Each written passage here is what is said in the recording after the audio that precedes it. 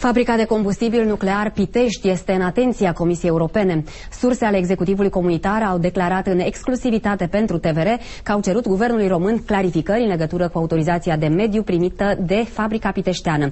Corespondentul nostru la Bruxelles, Magdalena Moreh, are amănunte. După cum am aflat din surse ale Comisiei Europene, există aici la Bruxelles o serie de semne de întrebare în legătură cu aspectele juridice ale autorizației de mediu primită de Fabrica de combustibil nuclear Pitești, sucursală a Societății Naționale Nuclear Electrica S.A. În urma unei plângeri, Comisia Europeană a analizat situația de la FCN Pitești și, recent, a decis să înceapă procedura de sancționare a României pentru încălcarea normelor comunitare. Este vorba despre nerespectarea directivei privind evaluarea efectelor anumitor proiecte publice și private asupra mediului. Aceleași surse îmi spuneau că Bruxelles încearcă să clarifice anumite aspecte juridice legate de autorizarea unei capacități mărite de producție la fabrica de combustibil nuclear Pitești.